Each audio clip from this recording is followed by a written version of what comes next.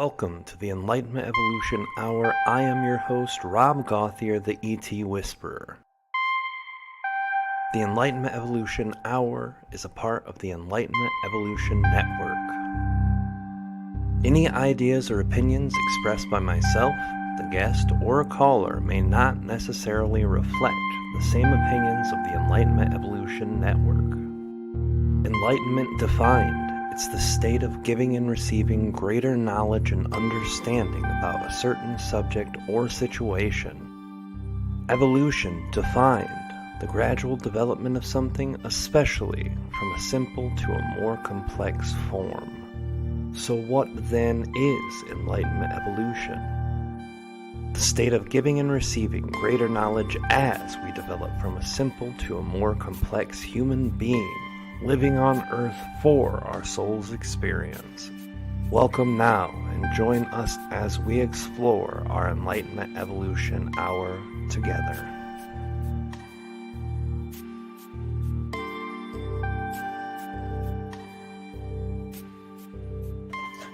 Hey everybody, this is the Enlightenment Evolution Hour. I am your host, Rob Gauthier, the ET Whisperer.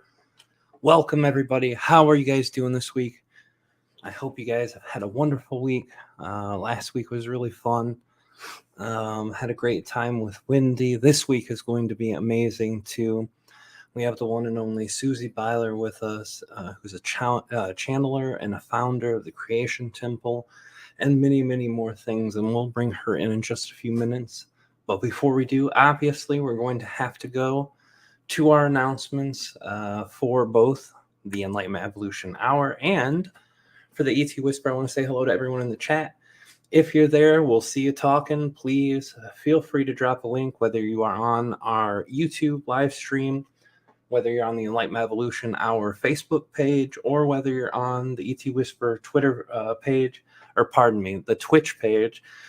Feel free to drop a comment. We will see it, and we appreciate all of your guys' comments, donations. Every week you guys come and show up, and it's amazing. And thank you guys for supporting this show, the network, the ET Whisper, me, all the guests that come. You guys are amazing and make it happen. So I want to start off first with our announcements for the Enlightenment Evolution Hour. I just got a brand new wave of guests, and actually I was going to be announcing this in the next week or two. But this week we had someone who had to move their episode down a couple of months.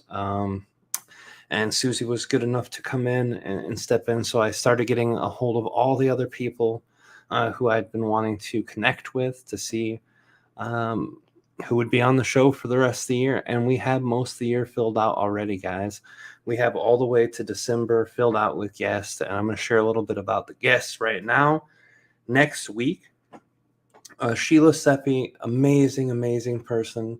I worked on her a little bit with her book, Walk-Ins, The Cosmology of the Soul. Amazing book. Many people who did chapters on that book. Really interesting topic, walk-ins. She also runs the network for Wish Foundation, and that's walk-ins, indigos, star seeds. Amazing place online. And me and her have been talking about and going to do a project. She's going to be doing a project, and I'm going to be joining her to do part. I don't know if we'll be able to talk about that next week or not. I don't know if it'll be ready for announcements yet, but it is coming soon, and it's going to be a really huge game-changing thing for our community and the way that we're able to share and dispense information to the public. It's really a different thing, and hopefully that will be ready to at least touch on or talk about a little bit next week. The week after that, getting into September, on the very first week of September, Daniel James from Tragic Hero Films is going to be here. An amazing dude, a good friend. I starred in one of his short films back in 2014. Amazing guy with a lot of amazing gifts. He also is a channeler, great guy. So yeah, he'll be there on the 7th. On the 14th, the one and only Lee Harris. We're going to have him in here. Me and him are going to chat about a lot of great things. It was a pre-recorded one, but the conversation was amazing. I really think you guys will love that. The week after that, the one and only Kalina Angel, not only a great channeler, amazing human being, fluffy haired extraordinaire, but also my beautiful wife. And for those of you who have not been able to see her channeling, the mother to little Lilith. So she's an amazing lady. And it'll be easy to contact her because we'll be right in the same room, which will be nice to do our first in studio interview for the year. So that's coming. On the 28th, we will have the one and only Michael Lee Hill, a great dude. He did lots of UFO footage in the late 90s, early 2000s, catching them on digital camera in the state that he lives in, Ohio, right off Lake Erie. Amazing footage, some of the best footage. He's been on the news several times for the footage that he shot, and he didn't just shoot one or two videos. He shot dozens to hundreds of UFO videos, and since he's been on the news, he's also made great contact with a lot of great information behind that.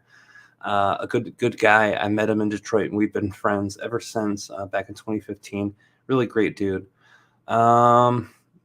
And he'll be here, at the end of September.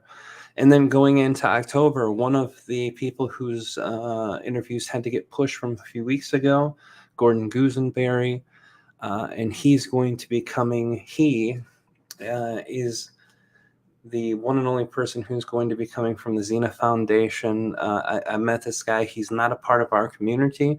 He's not into metaphysics or spirituality, but he is a creator. He's a brilliant mind and has really great stuff that he does, that he works on. The week after that, on the 12th of October, we're going to have Chris Matthew from Forbidden Knowledge News Network, which is really blown up. They're doing really well on their radio show. Great guy. Really want to talk to him, dig in. After that, we're going to have another podcast name. Faust Checho is the guy who has interviewed me on his own podcast before. And I'll try to find the link of that before we go. And he is an amazing guy. He's an actor. He's been IMDb. He does a lot of great work in our community. He's into the biohacking community. He's into just about everything community, and he's really done some amazing work too. So he'll be on. After that, we're going to have the one and only Shelley Young, wonderful, wonderful lady, dear friend of ours.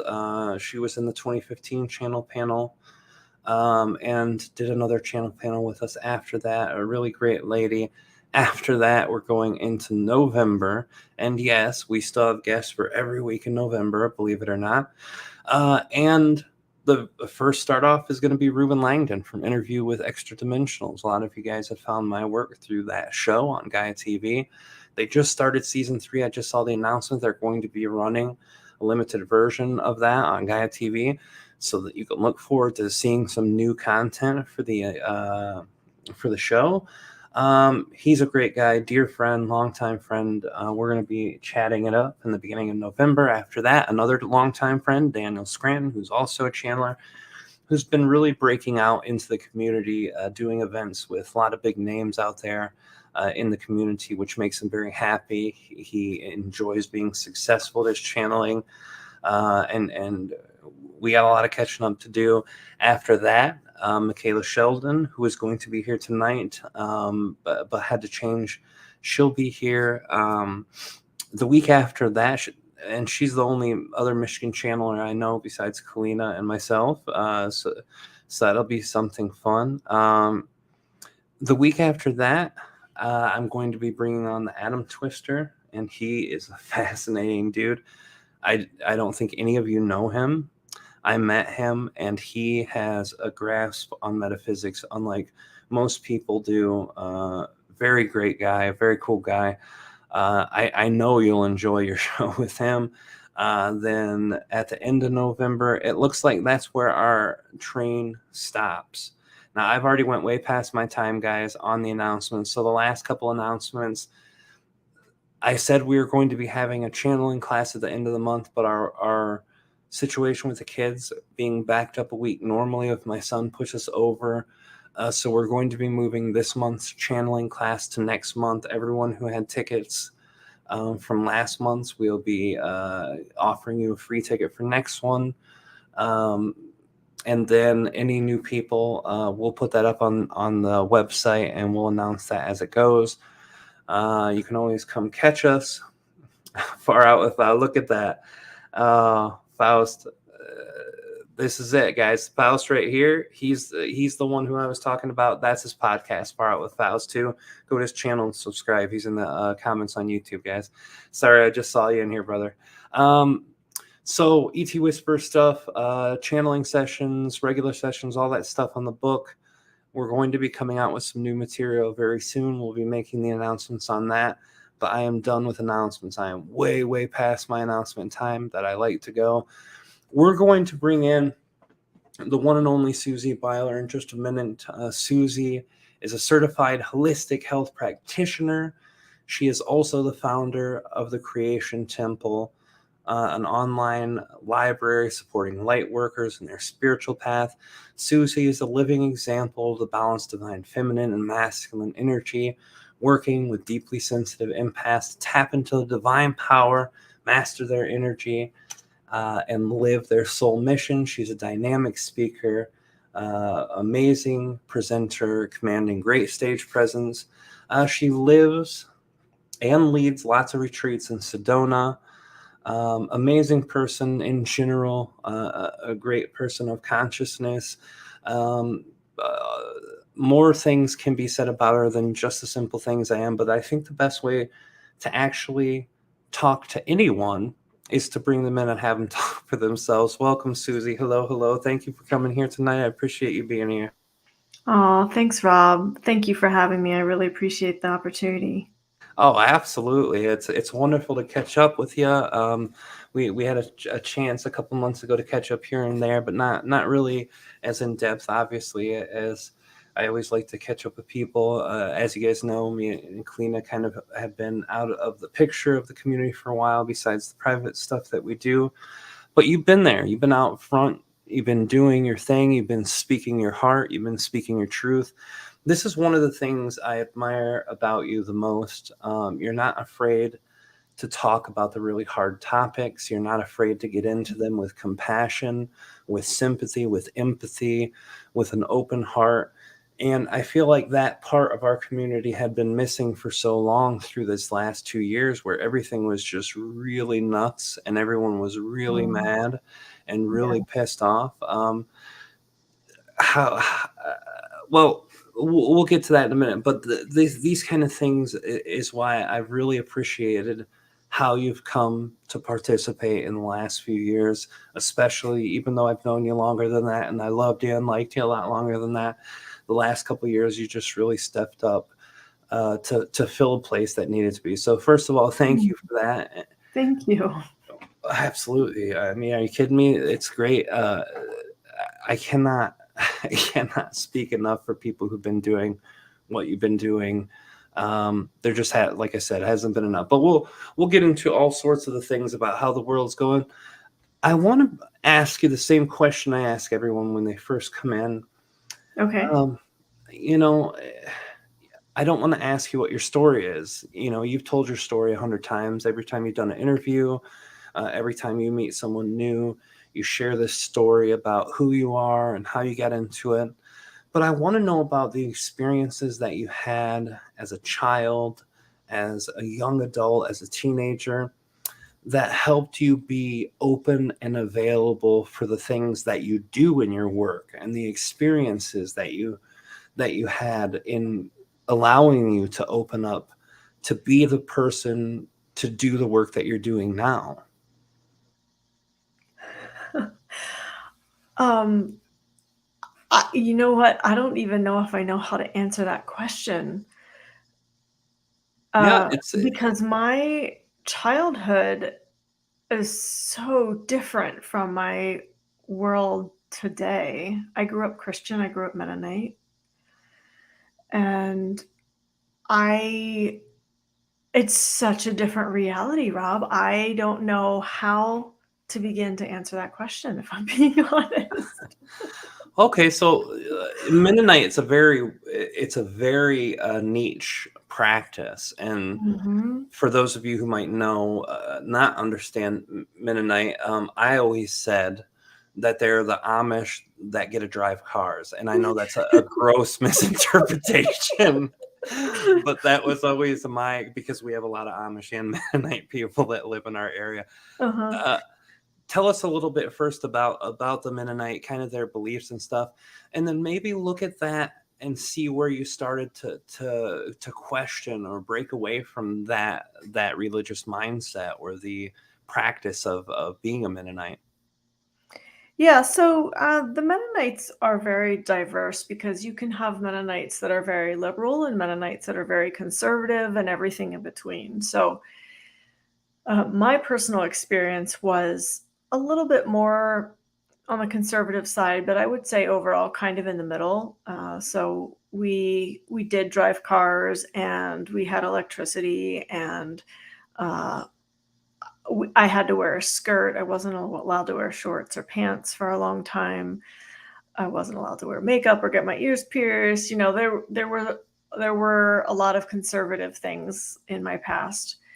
But I would say that it provided a very deep grounding for me. And as I look back on it now, it was something that allowed me to open up now. So I guess maybe I kind of can answer your question a little bit.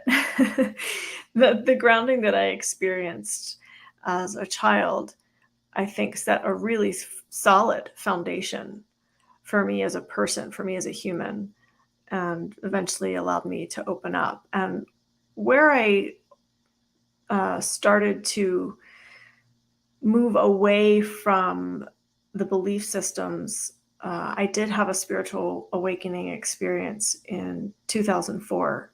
And that really did shift my entire reality and everything that I had believed up until then and everything that I was taught. And I really got the opportunity to go within myself and explore within myself what I believed. And I got to connect with my soul and have a whole different perspective and understanding of this life and, life beyond this life and different realms and realities and dimensions, all of those things. Uh, when so in 2004, when you had your spiritual awakening, at that time, were you still a practicing Mennonite? Um, I don't know that I called myself a Mennonite at that point anymore, but definitely called myself a Christian for sure. I see. So yeah, we share that past with a Christian mindset. My family more Protestant, Baptist style. It just depended on where in the country we were living and what church my family was pulled to. But it was always a severe form of Christianity. That Mm, hellfire damnation, don't yeah, mess around. You'll burn type stuff. So it's a very heavy thing on a child's mind and heart, yeah. to lay down the eternity of their soul with one small little life. It's always kind of terrifying to see how people do. And I don't think, obviously, an act of fear is going to be as meaningful as an act of love. And a lot of Christians legitimately say, I love Christ, I love God. And I think that they have a much better experience in Christianity than the people who are just afraid to burn. But um, Yeah. what was this experience like? What was this awakening like? Was it a series of events that came into one major precipice, or was it just a smack you in the face, holy crap moment? Well, I had had health issues for a long time, and I had, tried all kinds of different things, all different holistic modalities. I tried Western medicine. I tried all these different things. And I eventually found acupuncture. And so, in some ways, it was a series of events, but there definitely was one light bulb moment, I would call it, where I was on the acupuncture table and I just all of a sudden had this knowing that I was healed. And I had the diagnosis of adrenal fatigue, chronic fatigue syndrome at the time. And it was just very clear. every cell in my body knew that I was healed, and that was not a thing for me anymore. That's huge to Yeah. know you have this thing that's been bugging you for months, years, your whole life, and then it just disappears suddenly. Um, Even people in our community who haven't got that physical health aspect of it figured out, it's a pretty huge thing. So after you found this connection with your soul and your body was cleared, and you found that this evil practice that you'd probably heard a lot of bad things about, acupuncture or Eastern practices at all, uh, cured you, was there any reservation at that point at all? Was there any of that Christian voice left over in the head saying, well, maybe it was the devil doing that, or maybe it was demonic work, or anything that No. Christians tend to fall back on? No, there definitely wasn't any of that. I mean, for a few months, I, kept going to church, and but I continued with acupuncture, and I was with a really, really highly uh, evolved master in acupuncture, and so he, through the work with him that I continued then for 9 years, I was really taken back into my soul and able to see things from new perspectives and have different understandings of myself, the world, the body, everything, as I mentioned earlier. So there really was no like, oh, maybe this is the devil's work, or maybe this is wrong, or whatever. There was such a deep knowing within me that this was the right thing. Yeah, and that by itself is the spiritual practice, the spiritual awakening, the thing that as a Mennonite Christian that you probably looked for your whole life, and never really got fully to experience that until that moment. I suppose that would wake up most anybody to the presence of that source or God within them, which is really amazing. Thank you for sharing that too. Yeah, I of knew course. that you'd come from the heavier past of Christianity, but I didn't realize it had lasted that long for you, and that you had a Mennonite childhood. I knew a lot of people because the town I lived in was right next to a town that me and Kalina ended up living in when we first met, that had a huge Amish population. So I got to meet a lot of Mm. people in the Amish community and kind of pick their brains about their spiritual beliefs and stuff. Yeah, that's cool. Yeah, well, it was nice. I've always been interested in religion in general as a kid, because all the things I would ask the people at church, they'd say, no, wait, we're not going to tell you about other religions except for that they're wrong. That type of stuff. But um, so that brings you to a whole new place, and then you go on. And what gets you from that point to the Susie Beiler uploading YouTube videos, sharing her heart, and helping other people? Yeah, after that experience, I really dedicated myself to the spiritual path, to my soul mission, to all of that. And that became my number one priority. And I really understood that I am here on a mission, and I'm I'm just 100% dedicated to my mission, and nothing or no one can get in my way type of thing. So since that experience, I've just really dedicated myself. I've committed myself to my inner work, to healing myself, to finding my wholeness, to expanding myself.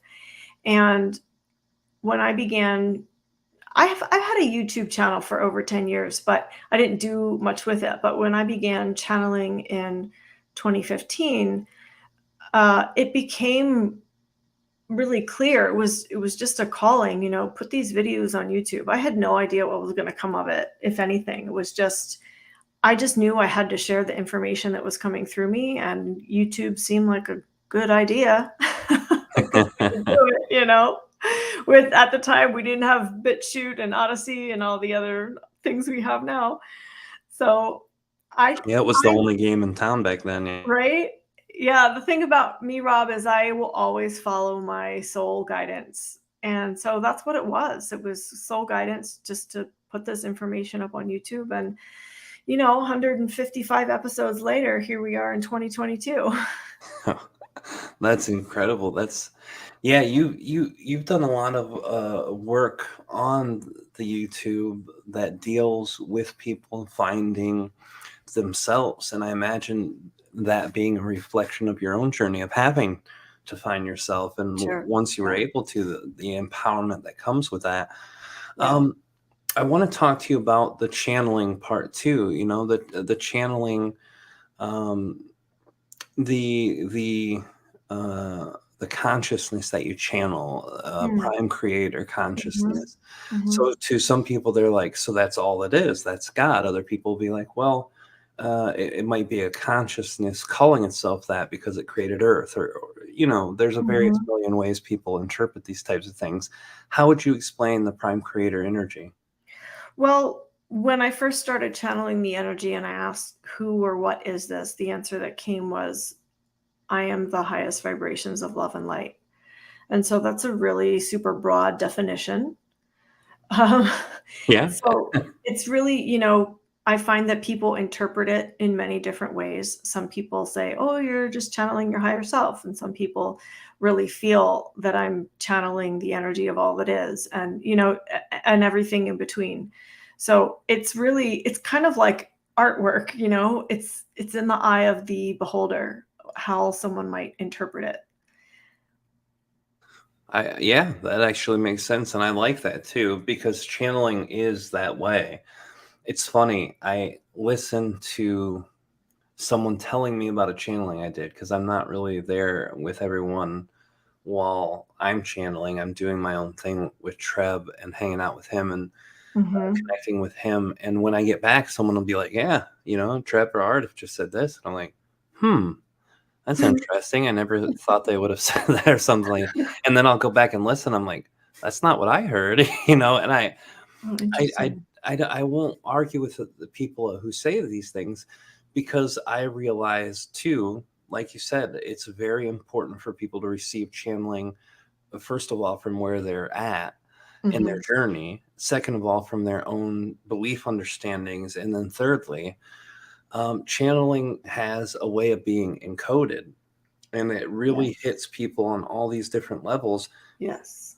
I go back and listen to channeling, not necessarily for myself. I'm able to process my own channeling really well and really quick. Like the first time I hear it, I know exactly what's going on. But you go to people like the Seth Material and Jane Roberts, and I listen to that probably once every 2 or 3 years just to listen to it and see what's new in it.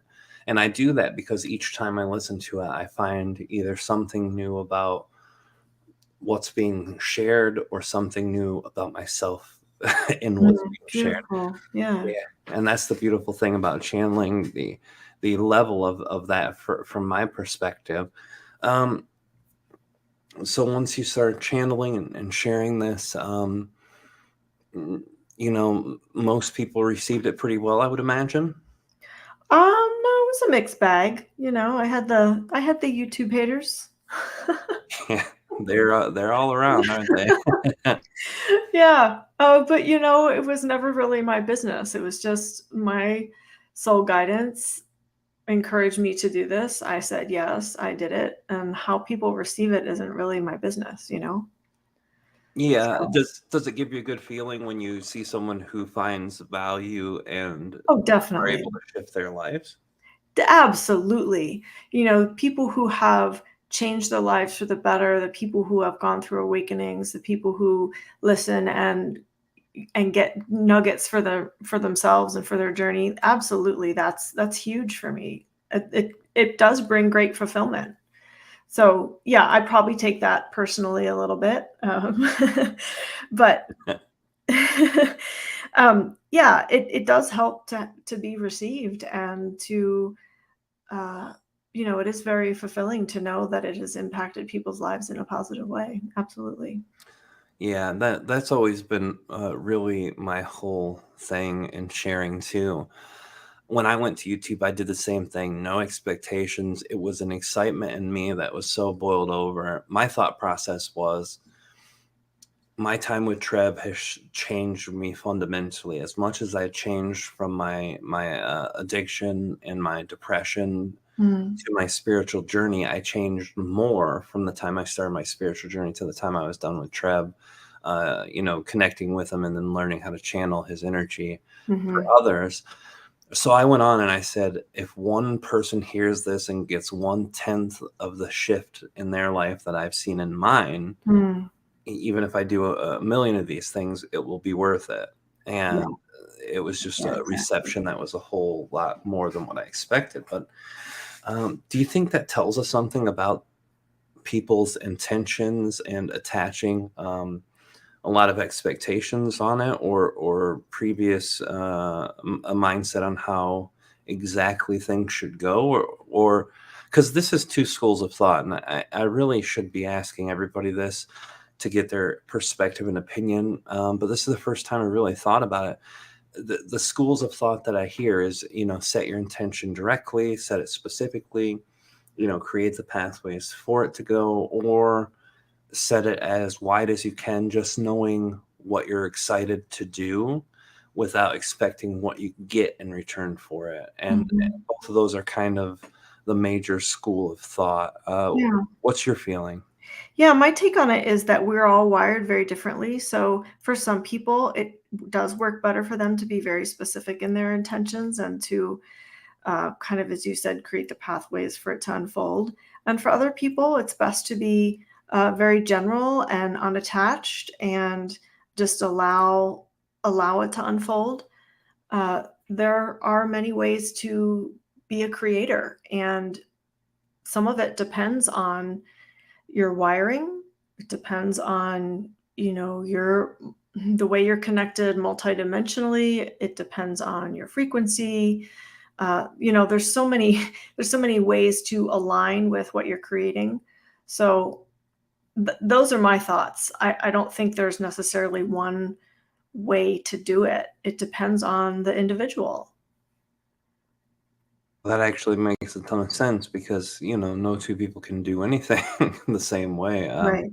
I mean, me and Kalina, you know, we've had an experience of working together and trying to create things together, and we come at it at such an opposite end of the spectrum. She's very organized and very Yeah. specific, and I'm very, hey, let's just get it done. Let's just try our luck and see how it goes. Yeah. But it always works because I gain the aspects I need from her and her energy and vice versa. That's beautiful. Yeah, and I think we do that with everyone that we come across who's so different from us, and I think it's really nice to think that that works both ways because I always see people, who set their intention directly and really focus on it, and I see sometimes that energy of feeling bad when it doesn't come out exactly how they wanted to. Yeah. I can So relate to that. yeah, I used to be very specific with my goals and creations, and then I realized that the best way for me to do it is say what I want, be unattached, show the universe that I'm taking action towards it, inspired action, but let it unfold the way it's going to unfold and let it surprise me and let it be something maybe a little different than what I thought that I wanted. And it's actually in my human design chart that that's the way for me to do it, to be more general. But for some people, it is better for them to be a little more specific. So, which yeah. is Oh, I'm sorry. Go ahead. I didn't mean to cut you. no, no, I was just saying that it's fascinating that it can work in different ways for different people. Yeah, yeah, and that's me too. I really align with how you're doing it. I know what my actions need to be to express my excitement, and that's all I try to worry about. Obviously, as a human, we carry a lot more worries and concerns a lot of time than we probably should or need to. But when it's something that I'm having fun with, something I'm trying to create or something, I try to approach that in the most non-concerned way, and that's what works for me. But I think you're right. Just the energy archetypes of different people are so different, and even though I can categorize people into these vague groups, even within that, there's always such individuality. And Mm-hmm. I think that's one of the issues we're having on the Earth Collective too, is just a whole big run of people with group thinking versus people who want more individuality. And it does. I can see the benefits and the detriments of both in some degree. But I really think it's a personal choice. If you feel good being a Christian and that's part of your identity, good. If Mm-hmm. that makes your Yeah. life better. And if you, well, yeah, I'm a Christian, I'm American, I'm this, I'm that, but I'm also me. I think that's a really healthy way to do it too, as long as you're doing it. So I do agree there's really no one size fits all.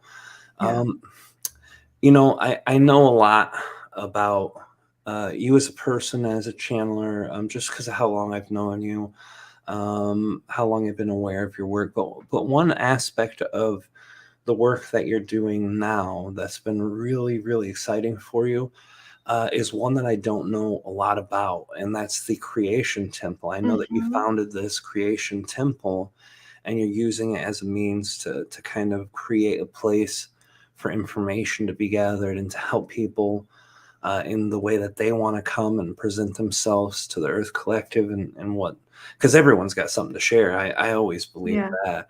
Um, even the grumpiest, meanest person in the world has something valuable to give other people, even if it's, a way to defend yourself against grumpy people. I mean, something, right?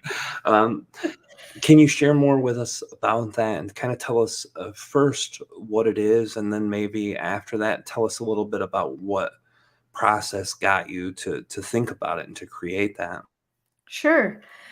So the Creation Temple is an online venue. I call it a spiritual library because really now at this point, uh, there are almost 6 years. I've been running it for almost 6 years. So there's almost 6 years worth of content that is for the most part dropped every week. And there are several levels in the temple itself. So there's the free level, and then you can get a channeling package, and then there are other levels, and then the top level is the master creator level. And we actually meet every week on Mondays live on video. And so those gatherings are really powerful, and they've been it's its own creation now. I'll say it that way because we've been gathering energetic signatures and codes for almost 6 years. We've been populating the site with the content for almost 6 years. And what I do during the Master Creator gatherings is once a month, I do a Prime Creator channeling that I then put usually on YouTube a month later, depending on the topics. Sometimes it needs to be a little bit more protected than what YouTube will allow. But Yeah, yeah, every every week, aside from the channeling week, I facilitate a meditation, a DNA activation, a healing process, and then I will edit that out and put it in the Creation Temple for people in the other subscriber levels to access. And what's been happening, Rob, is as I continue to evolve and grow and activate my multidimensional beingness, the the power, the potency of the work that I'm bringing through is just exponentially increasing.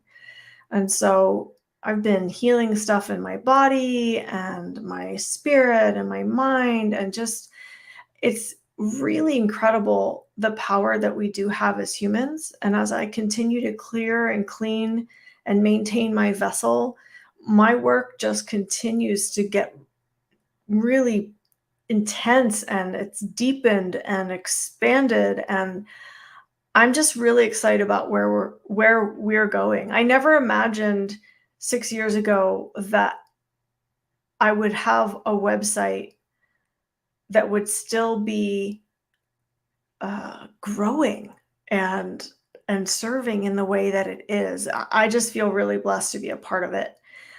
And I just want to tell you a little story real quick. I went on vacation a couple weeks ago, and like I said, we meet every Monday, and I rarely take a Monday off because the master creators, they're my soul family. I love being with them. It's a perfect way to start the week.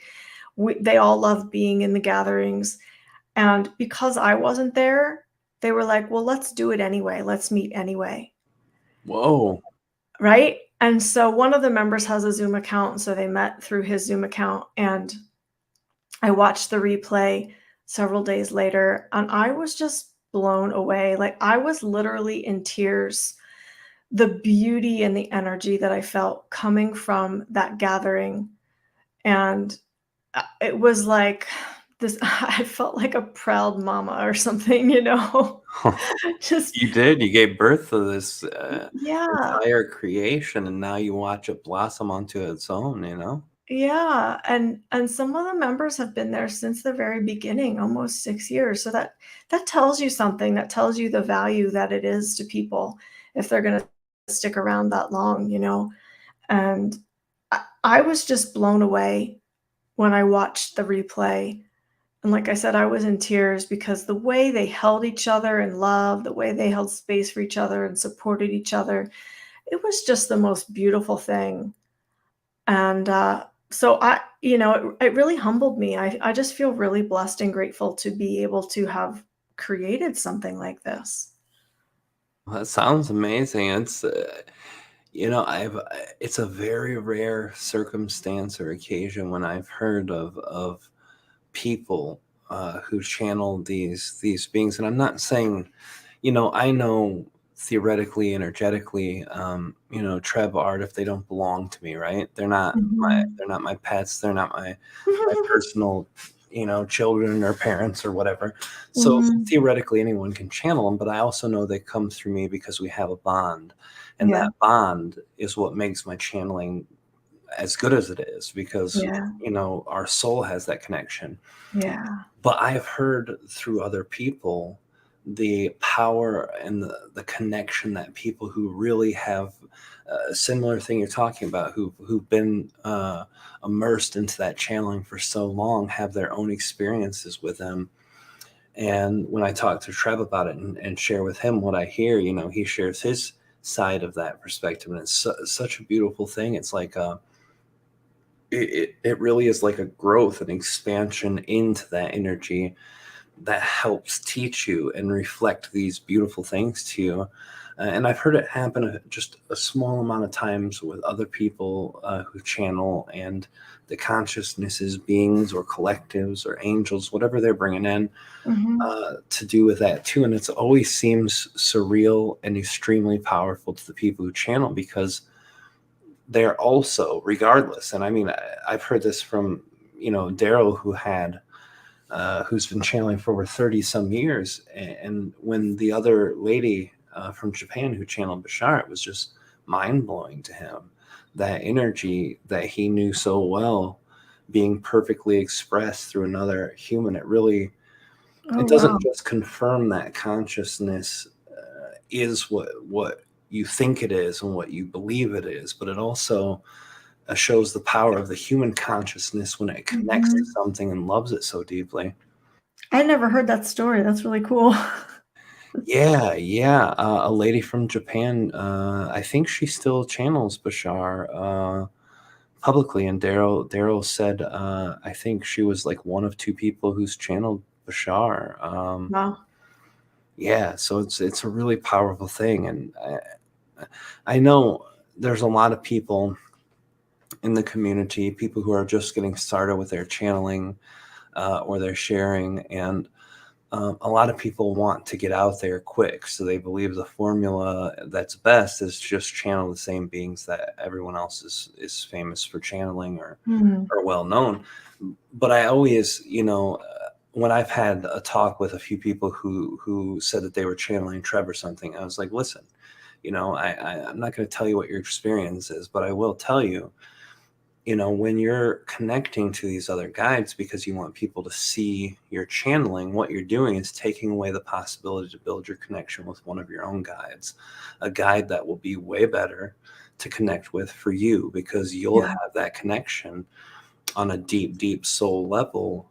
yeah, More than Treb, more than Bashar, more than Prime Creator, more than any other consciousness that's already out there expressed by a human. yeah, yeah. I, I've heard people channel Seth before, and no, it's never the same.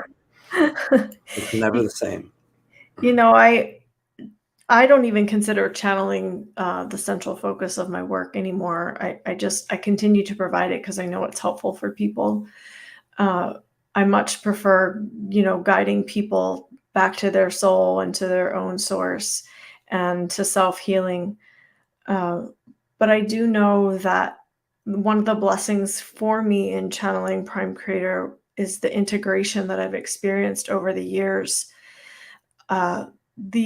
The pure non-judgmental energy that is Prime Creator has really impacted me in a significant way.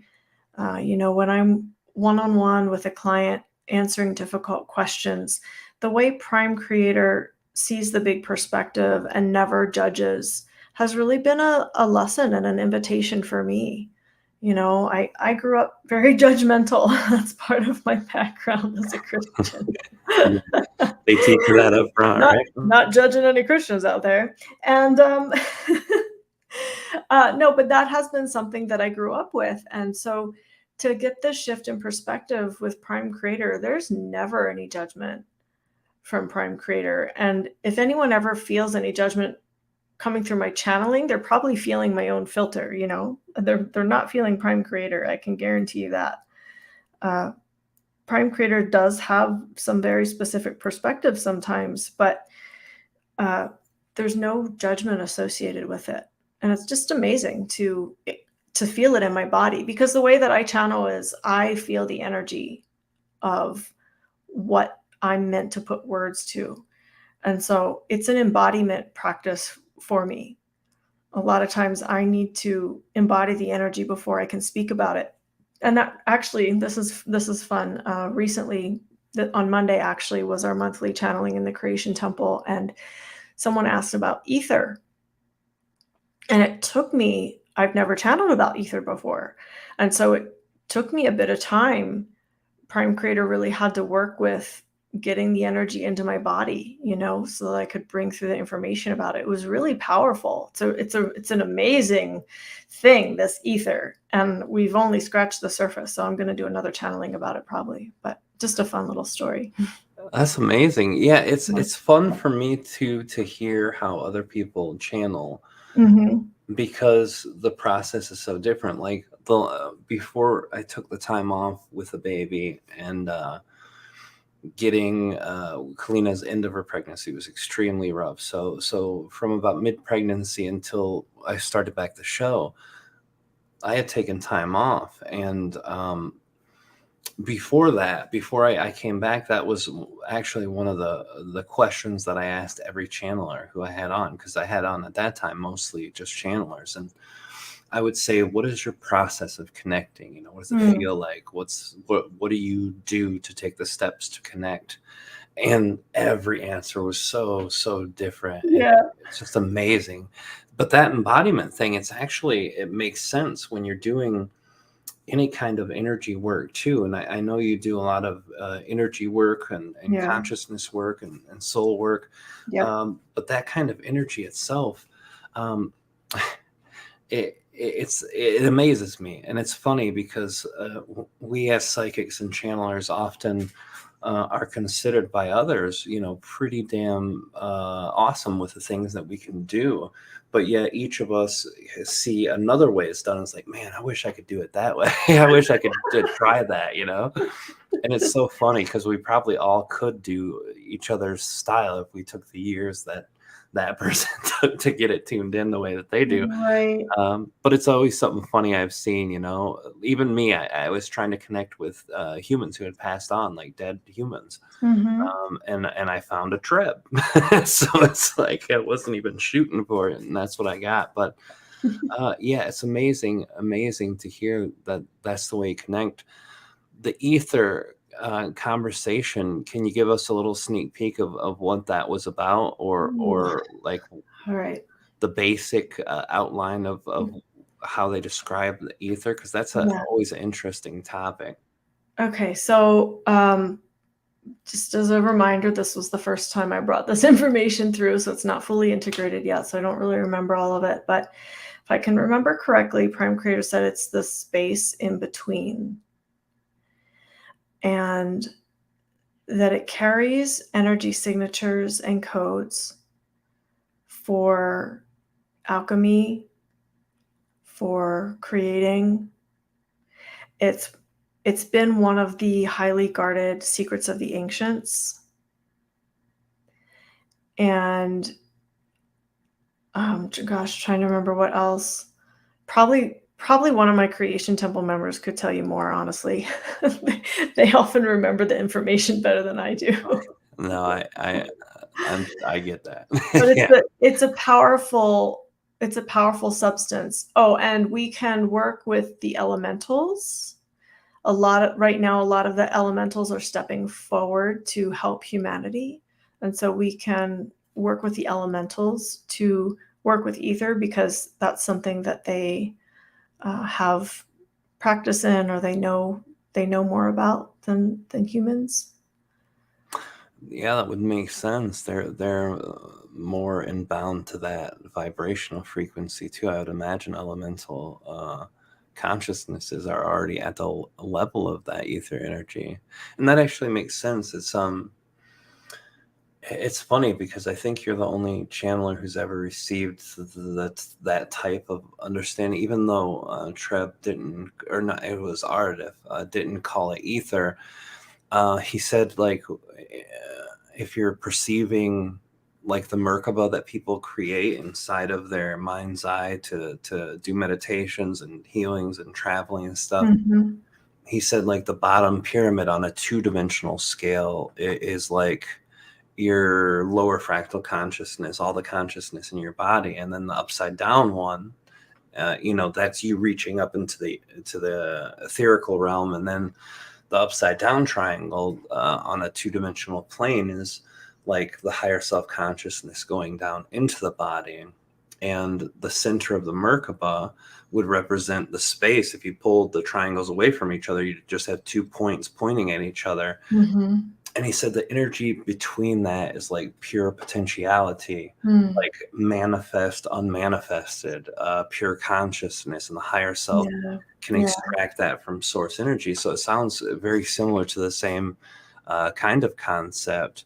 Um, the energy to manifest things comes from geometrical codes, light language codes, all these different types of energy. So it would make sense if that was like embedded part of that. Yeah. That's fascinating. Yeah. Well, thank you for Powerful. sharing that too. Yeah. Now you said channeling has not been at the forefront of your work, and you shared a little bit about working with people one-on-one and doing things like that.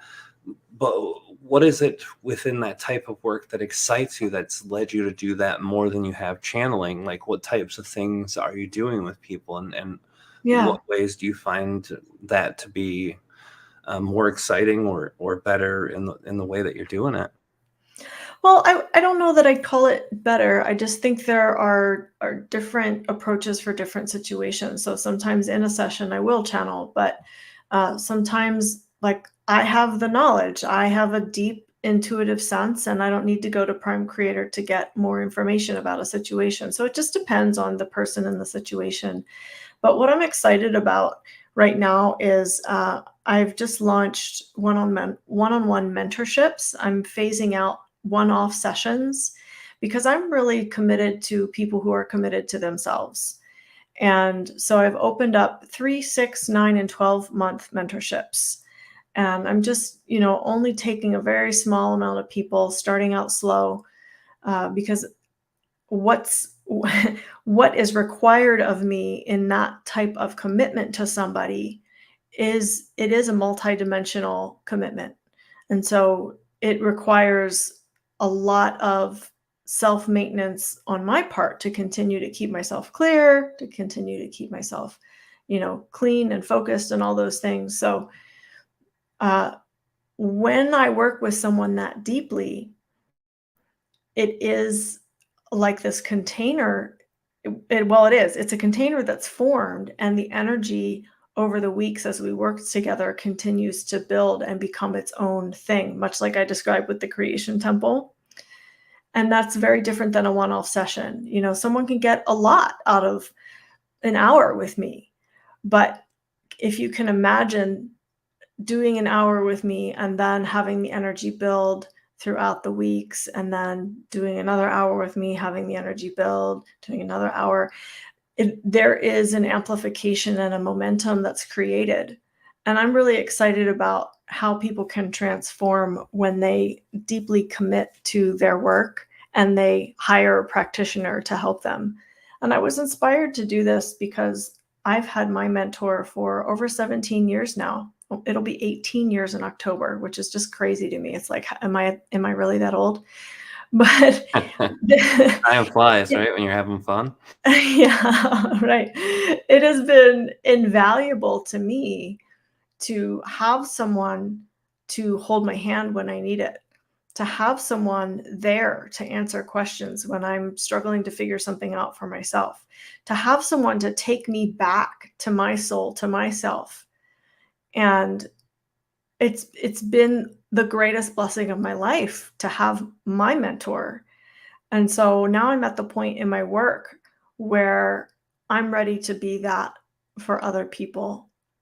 And these people are special, they are committing deeply to themselves. They're investing time, energy, and money into this. And so I'm really excited about what's going to be happening in the mentorships, because I know the level of commitment I'm putting into it. I know the energy I'm putting into it. And, when someone commits to their inner healing and their transformation, magic happens. Absolutely. And I did see the chat too, Lynette. We'll definitely have the links in the description, and we'll make sure Susie gets a chance to share all that information too before we head out tonight. I agree. I think the commitment of the person on the other end is something that really has to happen. And this is a change I've made in my own work recently. Also, is changing the prices and doing more group sessions. For me, I want to affect the most people I can with the least amount of time, because I've spent 12 years doing personal one-on-one sessions with everybody. And some people go long term, some people short, some people get a session every month or every 3 months or whatever. And other people, you'll see them come and go, and that's normal, and that's good. Yeah. Some people just need a quick reflection and be gone. But there are people who need the reflections in a more constant basis, so that they can take it serious, and you can do that too. And I found every time I've done something like that, where I've increased my prices or shifted the amount of time I can spend with people one-on-one, and make myself less available for a larger group of people, it tends to make my own mental sanity feel better, because I'm spending the time I'm not doing that with my family, which is Yeah. where most of my excitement in my life lies, besides channeling. And then, when I'm there, I can give all of myself to them too. So I've noticed a lot of channelers shifting the way that they're doing things in the last year or two. And everybody, it's fit to what they need for their life also. So, Yeah. you've got this itching desire and burn, and now you have, I'm sure you've always had the tools, but now you feel that those tools that you have are ready to be passed on. So I think it's a beautiful idea. The mentorship is a really exciting thing for a lot of people who are actually serious about putting in that amount of time to learn the things that they need to learn to open themselves and connect. Yeah, that's beautiful. Thank you. Yeah. Thank you for sharing that. That's beautiful. You're welcome. Yeah. And thank you, Kalina, for getting the link. I appreciate it. Best Thank you, moderator Kalina. in the history of the world. Kalina Angel, moderator number 1. Thank you, sweetheart. I appreciate it. So uh, going back to let's go back just a little bit to the creation temple. You've got the meetings that you do and everything, but you say you got the channeling, you've got DNA activation and these things. Are there any other things that you're doing in there with these people on a constant basis, or is it basically centered around the group collective going through these areas of growth together? Yeah. So there are a few subsections, like I have a lot on inner child healing. Right now, multidimensional grounding is a very relevant thing for a lot of people who are being activated multidimensionally. Uh, Grounding has always been a big topic. Like, if you go into the meditation section of the website, I don't know if you can do it as a free subscriber or not, but I have all these different categories of all different types of meditations: clearing, releasing, healing, grounding, aligning, all these different types. But mostly what it is what's relevant for the master creators and what is happening in the collective energy, because what's relevant for the master creators is happening in the collective, right? So when we meet, I'm listening to what they're sharing with me. We have a time where they each get to share for a few minutes, and then at the end I do some sort of healing process or meditation or activation or what have you, and I'm pulling from what I'm feeling from them and what is needed to start off our week. And then that's what I bring through. So even with the meditations and things like that, I guess it is a form of channeling, because I don't have a script. It's in the moment what comes through, what I feel guided to bring through. So yeah, it's very powerful. Yeah, it sounds very powerful. I always find the techniques, like I talked about earlier, for myself when I'm sharing that energy with others, it's just that whole concept of going in the moment always does well for me. But Yeah. when you're in a certain vibration, it does feel like a conscious form of channeling, Yeah. at least to me and others who I've talked about that with, because I think people appreciate guided meditations more than anything because a lot of people just don't know where to start in order to go through Hmm. clearing, grounding, all these things that people really want but don't know how to Hmm. get to. Right. Yeah, so that makes Right. sense.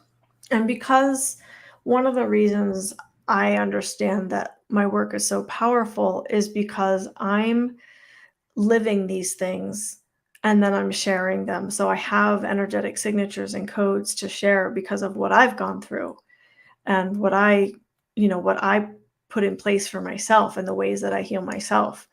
And so my understanding of how that works is that I'm setting templates for other people to receive. And you can have direct contact with my work, or you can be somewhere in a village in Africa and feel the energy of it and receive the template. So it doesn't always need to be direct contact. Uh, but because of how I'm healing myself and finding my wholeness, I'm sharing templates with the collective energy field, and then they get to use whatever I'm sharing as they wish. So it's almost like an intentional form of grid working where you're Yeah. plugging into that consciousness collectively and just sharing. That's amazing. Yeah, I'm very connected to the grid, fortunately or unfortunately, depending on your perspective. Depending on how it's going for the day when you're connecting to it, right? Do you receive a lot of energy from other people too? Does that happen? Like, does their energy hold an effect on you when you feel it? Oh, yes. Yeah, I'm very sensitive. So, um, I hesitated at first to say yes because I do a lot to, not I do a lot to not bask in the collective energy, but the people who are very close to me and the people with whom I spend a lot of time, I am affected by their energy, if I allow myself to be. Yeah, I think Does that that's answer a your sign of. question? Oh, I'm sorry. Go ahead. Does that answer your question? Oh, yeah, Yeah. absolutely. It's the same way with me too. As much as I try to unplug from the collective, when those who I love the most go through the things that they go through, Yeah. whether it's just having a rough day and being grumpy, or if they're legitimately going through some really heavy stuff, yeah, it tends to always affect me. I always say that's my Achilles heel of my spiritual journey. I think it's a side effect of having an extremely open heart directed towards a person, um, because you're loving them in the most unconditional way most humans can love another, and even if they're grumpy or having a bad day, you still love them, and it still doesn't diminish that feeling of being open-hearted towards them. But also, seeing someone you love lose a loved one, or seeing someone you love going through emotional trauma, or dealing with old trauma, it's brutal. Yeah, and I think it's more than just an open heart too. I think that's definitely part of it. But especially for people who are ultra sensitive, for people who are empaths, for people who have, an open nervous system type wiring, they're receiving things at the subconscious level that they don't even realize they're observing or receiving, and that can have a big impact.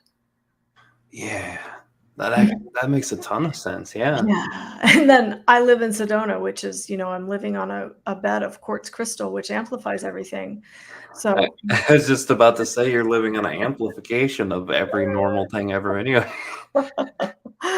yeah. So that doesn't help sanity in the nervous system, but it does help in my work. So it's a double-edged sword. As is a lot of things in our community practices alike, Yeah. which is really amazing. I do want to switch gears a little bit, Sure. because there's one thing that's really helped me. Like I said, just for the last couple of years, been keeping an eye on the way that you're presenting your consciousness to the collective, and the way you're sharing. A lot of things that you were saying and sharing really caught my eye on Facebook, and you were sharing at a time where the world was going absolutely nuts, and people were divisive and dividing themselves into groups. And if you don't believe what I do, you're a piece of garbage, and I hate you. And oh, we've been family and friends for decades, well, screw you. Never before seen that on as large a scale as we did in this last 2 years, and in my whole 40 plus 42 years on earth. So I've never seen it. And I've seen a lot of collective shifts, but that was definitely huge. And the one thing I noticed, you shared from a place of non-judgment. You shared your opinion, you shared your belief, you shared your thought, or you would simply ask questions to people to get them to think about the things that they saw unfolding in front of them. And a lot of those questions were based on, hey, do you really hate the person who has another opinion than you? Do you really have that strong, or is it something else inside of you that's going on, a fear, anything? Can you share a little bit about why you felt so compelled to share, when a lot of people in our community either shut up or just kind of hid away from these topics? And if you don't mind sharing too, what was your experience while you saw these things going on? What kind of processing did you have to do to get yourself into a place where you could take a neutral stance and a loving stance and a benevolent stance on a lot of this? Well, I'll answer the second question first. You know, I I think I shared a little bit already with bringing through the prime creator energy and the non-judgmental energy that is. I've really worked hard to integrate non-judgment, and I've worked hard to be able to arrive at 0 point energy, neutral energy. And I appreciate the way you're portraying me, Rob, but I don't know if that's totally accurate. I think sometimes I probably had some emotional charge one way or the other. Well, I don't. sure. I mean, everybody was doing that, but even in that, you still stayed composed. I mean, Yeah. th- Because I have love for humanity, and I have love for all opinions and perspectives. It's not personal to me if someone disagrees with my perspective. Like, you're allowed to believe whatever you want to believe. I don't care. It's not a personal affront to me. It doesn't make me lesser of a person if you have a different belief than me. It doesn't make me better or worse than you. So I just, in general, have that attitude towards humanity, that people are allowed to believe what they want to believe. And so I really wanted to open up a space where people could share freely. And I know Facebook is not necessarily the most conducive place for that, but my intention in all of that really was to bring in some light and to bring in, uh, just to have people question the mainstream narrative and to hopefully think for themselves. And, maybe someone who disagreed with me would listen to what I was saying and start questioning something within themselves or within what they were hearing in the media or whatever. Just start to question. Like, I think it's important to question things. And even my beliefs that I have now, I like to question them. And things that I believed 10 years ago, I like to question them. And things that other people believe, I like to question. I come from a place of curiosity. I really want to know. What do you think? I really want to know. How do you feel about this? So, Now, yeah, oh, I'm sorry. Go ahead. I don't remember your first question anymore.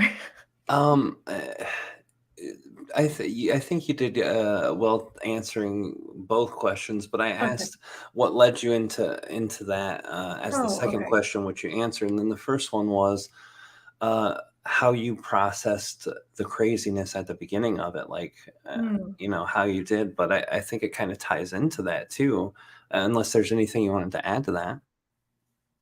Yeah, how I process the craziness. I've been working for a long time with being with my own energy and connecting to and cultivating my own soul essence and knowing what that feels like in my body and being.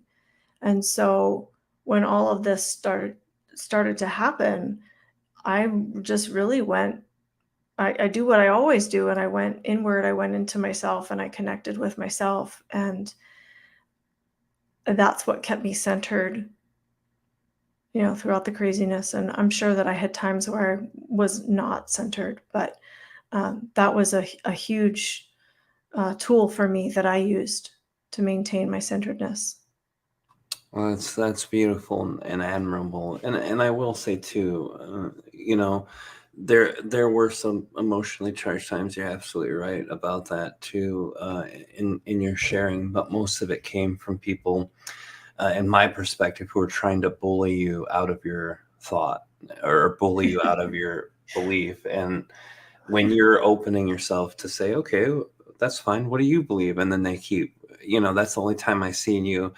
But defending yourself, in my opinion, also not a bad thing. I think everybody should probably do that a little more, because sometimes we do feel pressured by other people.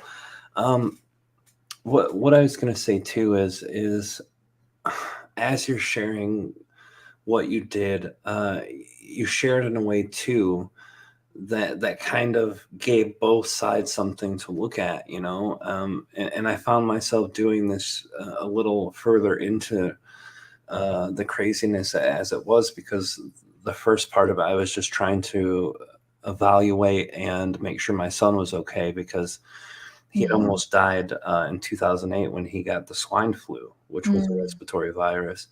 Mhm. So I was trying to make sure he would not die, and that created a visceral, animalistic, and I had already turned on my animal because because the baby was coming, and I knew we had a new life coming. So Papa Rob turned on his animal even before then, and it was just the time.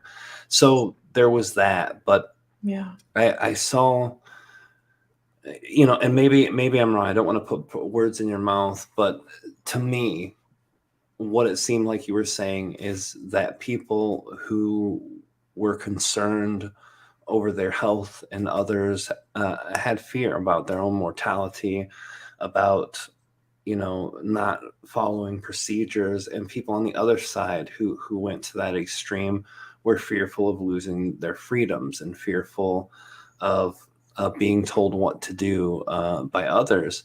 So both sides that showed imbalance came from places that were going through fears, and I don't Mhm. think it's great to beat up on each other because you're afraid. That's kind of Right. the last thing that helps. Right.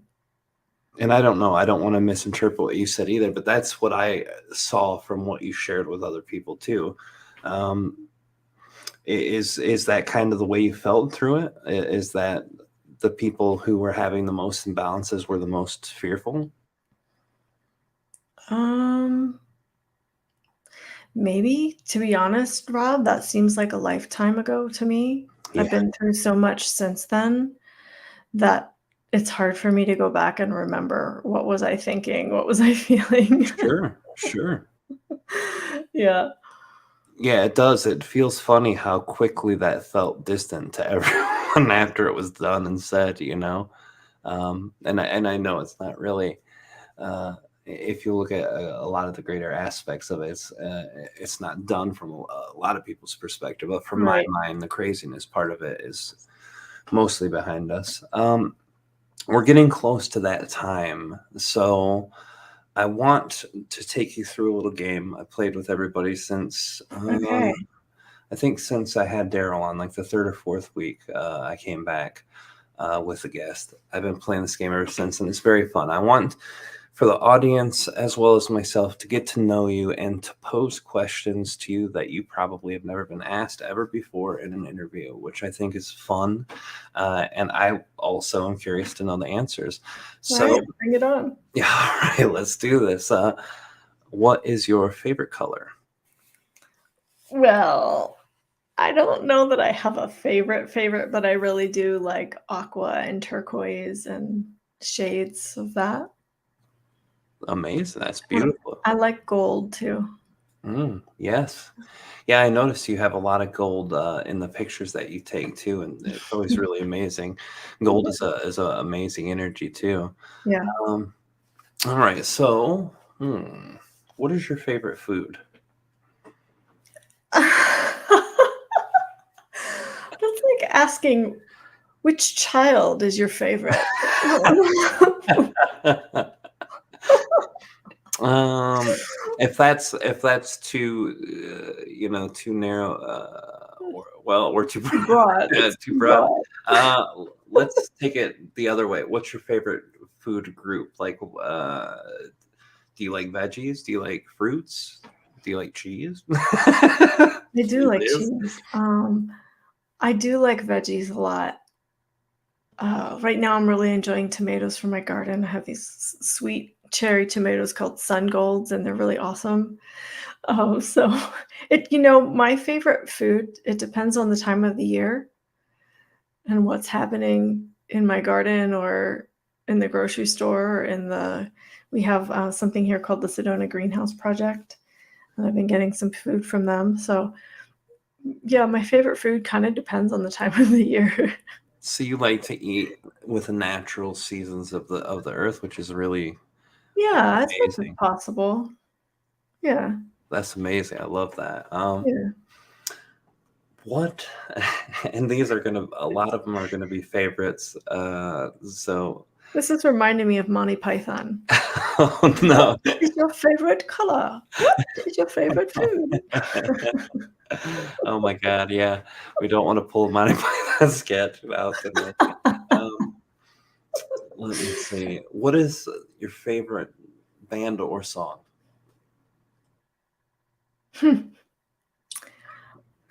Um, there is a Christian band called, I think it's called Of King and Country, and they sing a song. Uh, I don't know if this is the title, but I Choose Joy. Hmm. And it's just this really uplifting song that when I feel down, I listen to because it's claiming how you choose joy. And it's really fun. That's amazing. Yeah, I've Yeah. never heard of that group. I think the last Christian music I heard was like POD or maybe Hobson or something. Yeah, I can't remember. It's been a while. Maybe our moderator extraordinaire can find it. It's on YouTube. Okay, yeah, if you're still there, Kalina, yeah, check that out. And we got a request from the chat. Favorite animal. Oh, that's also like choosing your favorite child, Rob. I will tell you that I'm a big nature girl, and animals will show up for me a lot in nature. On a hike the other morning, a beautiful buck with gorgeous antlers was just staring at me, and we like had some moments together. I see snakes a lot in the wild. Uh, yeah, it's like whoever wants to show themselves to me and commune with me, that's my favorite in the moment. I like hummingbirds too. They're super cool. See, that's very synchro. I just got a tattoo a couple months ago of a hummingbird on my arm because Oh, sweet. me and my sisters went to and my brother went to commemorate my father when he passed in 2015. We waited like 5 years, whatever, and then we all went to get a tattoo. And my dad's favorite animal is the hummingbird, so we all got a hummingbird on us, which is great. So that's very succinct and unique too. Hummingbirds are great. Let me see. What's your favorite place to go in on the whole earth that you've ever been to? The one place that you can step into nature and just be like, oh, this is so beautiful. I feel home here. The water. The water. There's a very special place close to where I live where I like to go. Yeah, or the woods, with trees. Anywhere in nature, really, but the fewer people, the better. Yeah. Yeah. The more animals, the better. Well, I've seen you take a lot of pictures out in the desert outside of Sedona. Yeah. And I've been to the Southwest, but only in like Southern California and Utah. And I imagine Arizona has probably got a little bit of both because it's kind of right there in between. Oh my gosh. Check out my Facebook from today. I went to a place called the Chocolate Falls, and it only happens when we have significant monsoon activity, and it looks like chocolate milk falling down over rocks. It's really fabulous. Oh, wow, that is amazing. Yeah. That is amazing. Yeah. And you say water too. Is there any body of water that you specifically enjoyed? A river, a lake, ocean? Yeah, all of those. All of the above. I love to cold plunge, so I love to go in cold water and just reset my nervous system, reset my brain. It's really powerful. I've heard a lot of great things about that. As much as I'm a polar bear up here in Michigan, dealing with snow all winter long, I don't know if I have it in me to take that kind of a plunge. Yeah, you would have to start off with something a little less intense, maybe work your way up. Yeah, it sounds like it. I've seen those crazy guys from Siberia go in their underwear. I'm like, man, they breed them differently in Russia. That's for sure. But yeah, I hear a lot of people in sports and stuff do that too to keep, like you said, the resetting of the central nervous system, and also helps them keep their body warmer and produce higher during workouts, and all sorts of huge benefits that they get from the cold and hot therapies. Yeah, when I had COVID, I cold plunged almost every day, and it just really helped with inflammation, and just it helped with my immune system. It was amazing. How did you do through that? What's the sickest you got with COVID? And just because you brought it up, I want to ask because I'm always curious when people Yeah. I actually have a YouTube video about it. I think it's called something like My Spiritual Experience with the Bioweapon or something like that, if people want to dive deep into my experience with that. For me, it was an experience of transmuting the stuff. I felt AI technology, and it would move around in my body.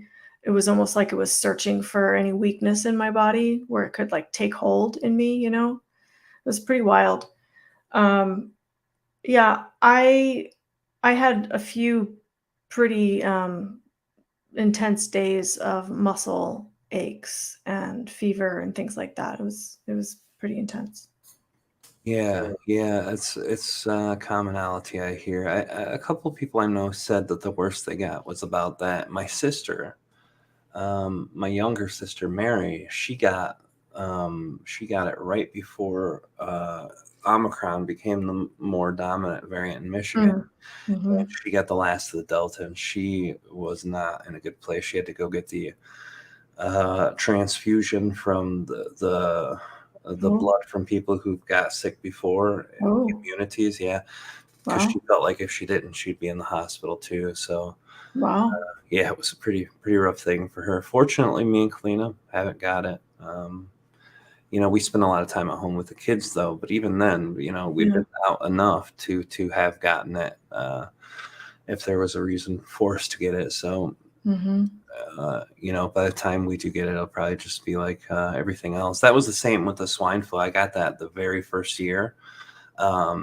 It almost killed my son. It put me out for like 11 or 12 days. Oh, dang. Yeah, I was hallucinating. I couldn't breathe. It was really intense because I couldn't sleep whenever I put my head past like a 85 degree angle. I wasn't 90 degrees. I couldn't breathe. Yeah, it was crazy. It seems like the fresher it is, the worse it is. But I'll digress for now on that. Last question. Okay. What's your favorite childhood memory or childhood memory that sticks out to you?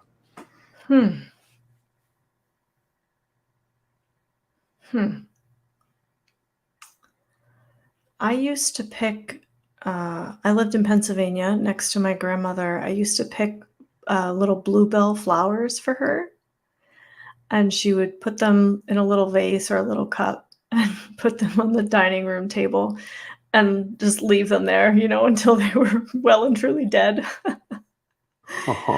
And yeah, it's just the sweetest thing. When I look back on that, the way she honored that and the way that she received that, these just cute little flowers. But to her, she made them mean a lot, it felt like. And I just remember she would just keep them there forever, That's really sweet. Really sweet, yeah. That's amazing. I think Kalina found the video. Everyone, it's called King and Country Joy, official music video. There you go. Thanks, Kalina. Yeah, she found it. Thank you, Mama. I know you're doing the editing right now, too, so thank you for taking out the time to pull that up, sweetheart. Awesome. Yeah, it's amazing. We're almost at the end now. We just have a couple more minutes, and I've poked and prodded at you enough with all the questions. So people who listen tonight who want to know how to find more of these things you shared, like your experience with COVID, or want to come in and check out your weekly and monthly gatherings, how do they find you? What's the best place to find you? How do they get a hold of you for more? Yeah, the best place is creationtemple.com, and there's a contact page there that people can use. You can find me on YouTube. Just look up Susie Beiler on YouTube, and you'll find me. You can look up Susie Beiler Prime Creator, and you'll definitely find me. I am on Facebook a lot. Just look up Susie Beiler on Facebook, and I have susiebeiler.com also, but I'm kind of phasing out that website a little bit and focusing more on the Creation Temple site. For people interested in the mentorship, if you want to apply for one of those, you can go to creationtemple.com/mentorship. And if you want to be a master creator, if you're, feel called to it, but if you're not sure it's right for you, I'll meet with you for a few minutes on Zoom to feel out with you if that's something that would be a good fit. So yeah, I'm pretty accessible. It's pretty easy to find me. Yeah, you're a person in our community who takes a lot of time out to communicate with people, which is also really, really amazing and really nice for the people who are connecting with you too. Anything else that's coming up? Anything else that you wanted to share, or is that kind of Yeah. places? Yeah, I have a a retreat coming up, an online weekend retreat coming up September 10th and 11th. I think it's the 10th and 11th. It's Saturday and Sunday, whatever those dates are. And it's to learn how to boost your soul power. So recently I ran something called the Soul Power Symposium that was free for the community. And then, people who really resonated and got a lot out of that, I'm offering an online retreat so that you can learn how to activate more of your soul essence within your body and being. You can learn how to raise your frequency. You can learn how to boost your power in your life so that you can create the life that you desire, so you can have a different perspective and approach to how you live life. It's going to be a really cool online event, and space is limited to only 13 people because I do want it to be an intimate container. That's beautiful. And yeah, I did look at the calendar for next month, and the Saturday and Sunday is in fact next month on the 10th and 11th. So that's September 10th and 11th. Susie, I want to, first of all, I want to thank you for being here, spending your time with us tonight. I know time is always an important aspect of everyone's life. And I know with the energy you put behind the work and sharing and everything you do takes time, takes energy. So thank you for choosing to share for this chat with me and also for everybody else. But I also want to thank you for being a friend for the years and for connecting to the public in the way that you do and really sharing that space of non-judgment and love for people when they needed it more than anything. And I feel like so much of our community just let the greater public down in that time, and you were there with your head up, and you were there to be there. And thank you for every bit of that. Oh, thank you, Rob. That's so sweet. Absolutely. Thank you for everything, for being you. And thank you guys for coming to listening tonight, and all of you who listen on playback, whether you're on our YouTube, our Facebook, or our Twitch page. Please feel free to leave a comment, share whatever you want to. And remember, guys, next week we will be with Sheila Seppi. And if you want to know who's after her, you have to listen to the announcements at the beginning because I spent a long time talking. But I will see you guys all next week, 10 o'clock p.m. Eastern Time, 7 Pacific. You'll see me here every Wednesday at 10 o'clock p.m., 7 Pacific. And bring yourself, your excitement, and whatever questions you have about the guest or life or whatever you want to do.